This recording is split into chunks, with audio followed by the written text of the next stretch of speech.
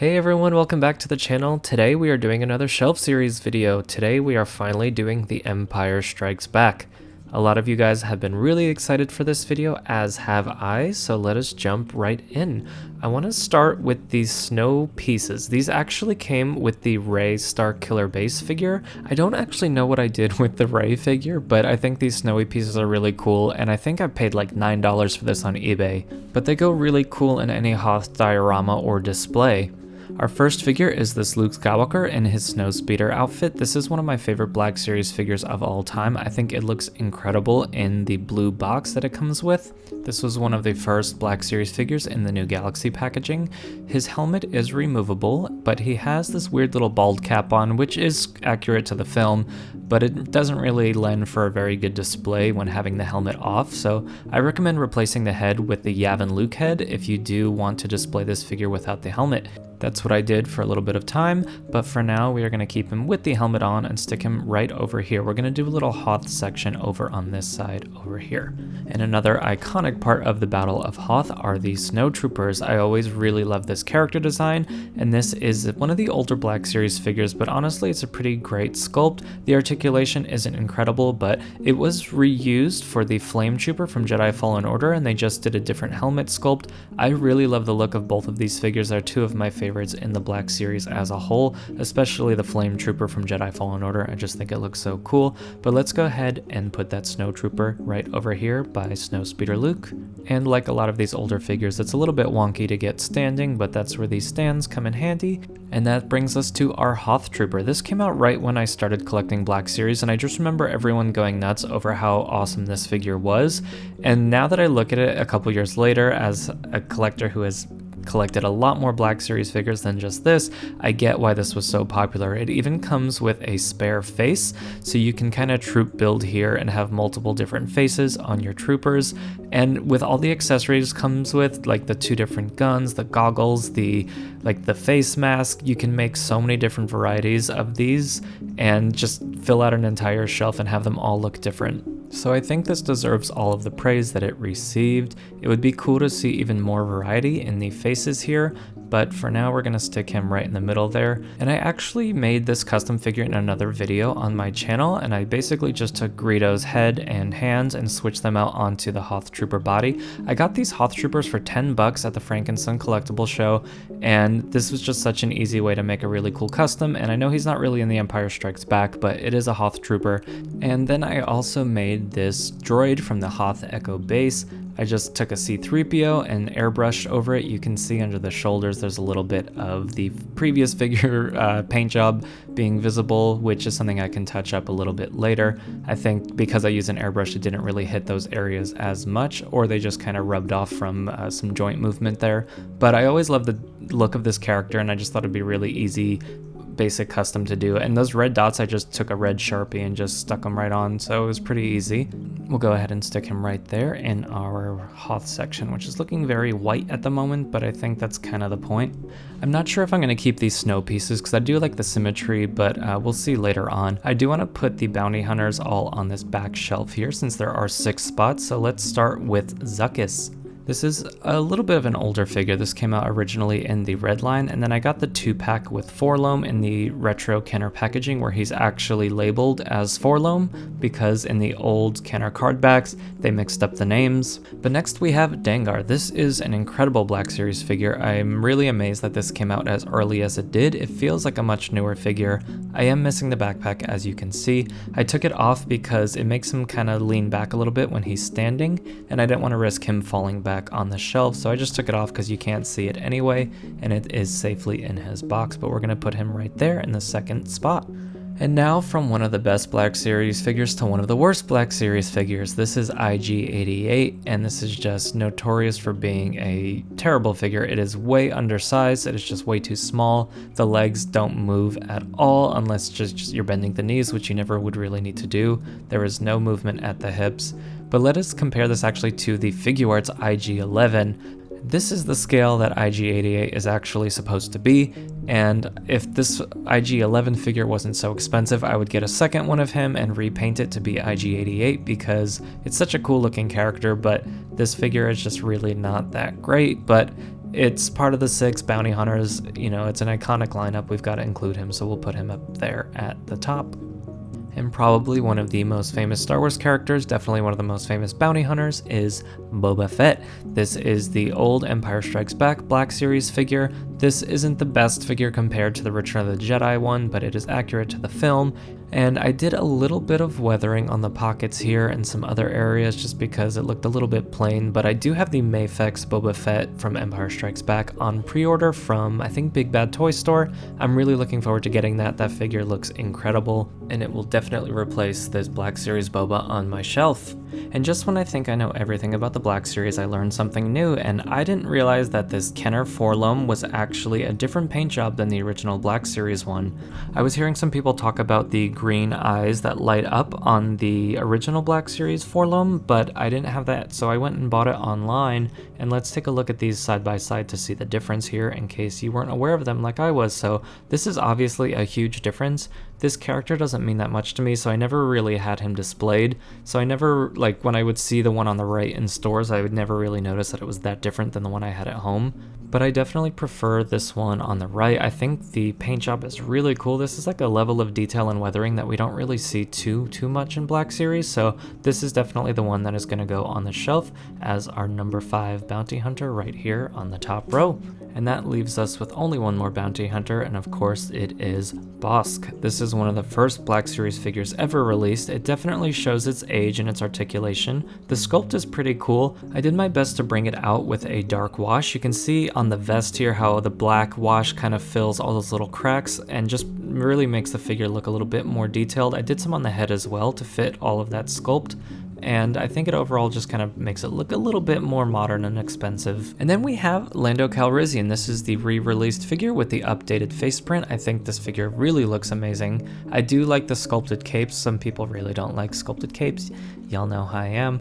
I don't like the double jointed knees on this figure because you don't really need to get into too crazy poses, so it's not the best looking sculpt in that sense, but he's of course going to go right here, and we'll start building out a little Bespin area.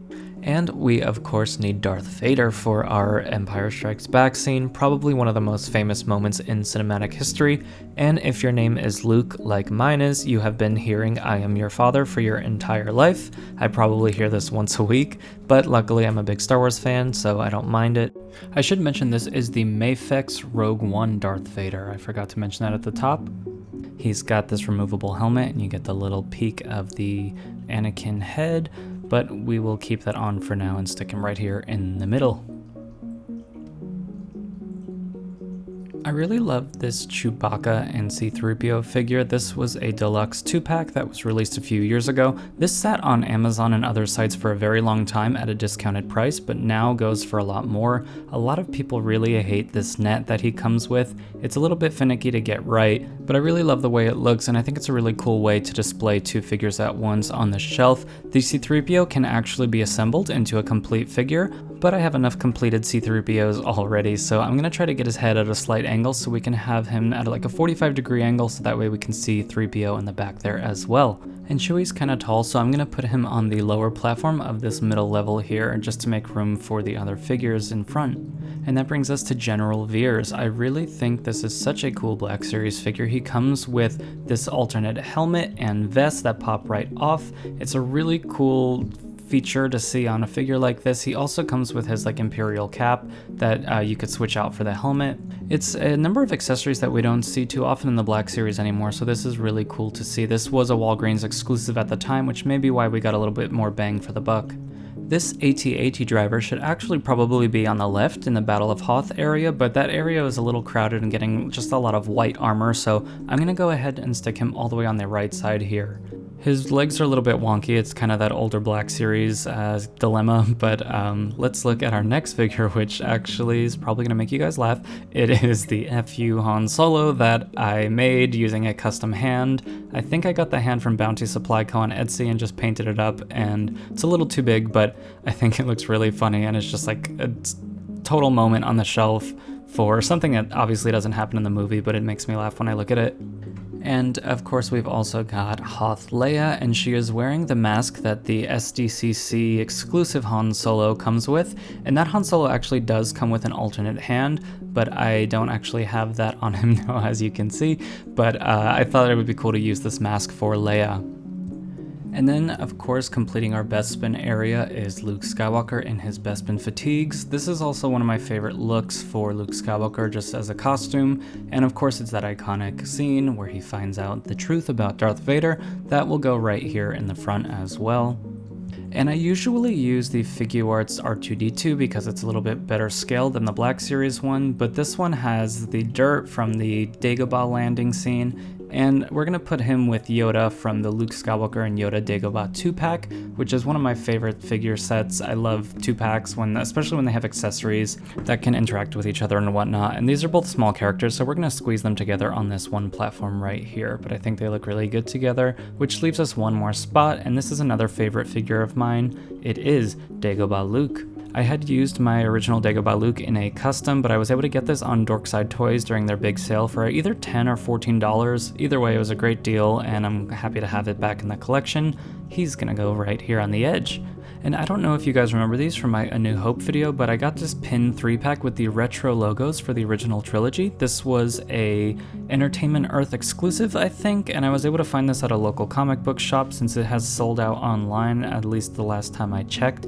But I really dig this old school logo. I like the twin stripes that go around the edge that look like the vintage collection cards. Let's go ahead and stick that right in the middle, fix that angle for the reflection. And seeing this all together, I think I'm gonna pull these two snowy pieces. They were kind of fun for a second, but I don't like that they're a little inconsistent to the other shelf series.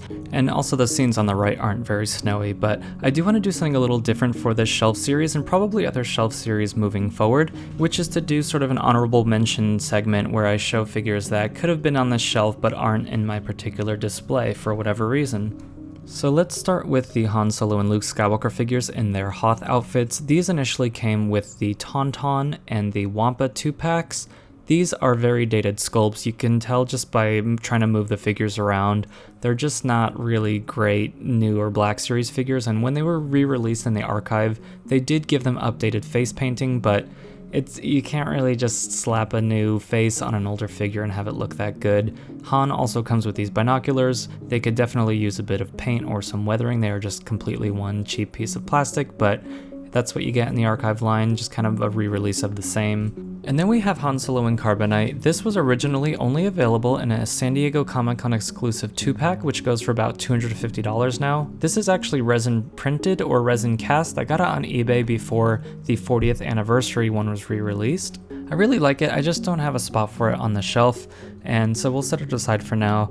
I also feel the same way about this Admiral Piet figure. This is the same body as General Viirs and Grand Moff Tarkin. It's a pretty cool looking figure. I used it for a custom Imperial officer using the J. Jonah Jameson head and hand.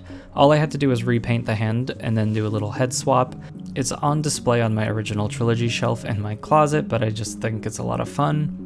In 2020, Hasbro did a 40th anniversary Empire Strikes Back collection on these retro card backs, and they also released some new figures such as this Imperial probe droid. I really like this figure, but it was a little bit big for my shelf, and so I got this smaller one that came packaged with a 3.75-inch Darth Vader figure that I don't remember exactly what it's called, but I need to paint the eye a little glossier, a little darker black, but I give this a little bit of a repaint, and I just think it looks much more accurate to kind of how I have always pictured probe droids in the movies, instead of the giant Black Series one, which almost looks like 6th scale to me, but maybe I'll stick it back here if I put it on a little flight stand or something. But anyway, that's how that looks, and I just really prefer the smaller one. I also want to do a wish list for the Empire Strikes Back. So these are figures that do not exist in the 6-inch scale at all that I would love to see in one way or another. So first on that list is Bespin Leia. I actually made a custom of this character, and I used a Ben Kenobi Figuarts robe, which was quite expensive, and then a couple other parts in my fodder drawer. We've got almost every single other look of Leia in the Black Series, so I'm sure this one will be coming soon, but then there will be no more Leias left to make. I also would love to see a Lobot figure. We got a figure of Lobot in the Vintage Collection and it looks amazing, so I assume it's going to be coming to Black Series fairly soon. It's surprising we haven't got him yet. He's one of the last Bespin figures that we haven't received yet, except for the Bespin guards, and these were actually just released in the Vintage Collection and they look really good. It'd be cool to have like an alternate head, but I would love to see those come to the Black Series sometime soon. I also think we can never get too many droids, and I would love to see the medical droid as a Black Series figure. I think this could just have a lot of cool world building potential, and droids always just look cool on the shelves, and the Black Series does a really good job with their droids, so I would also love to see that one. So that's pretty much my wish list for The Empire Strikes Back. Let me know in the comments if there's any figures that you guys would like to see. With that, I will actually leave you. Thank you so much for your support over the past few weeks of running this channel. It means the world to me, and if you have time, please leave a like, please subscribe, and I will see you all next time for Return of the Jedi.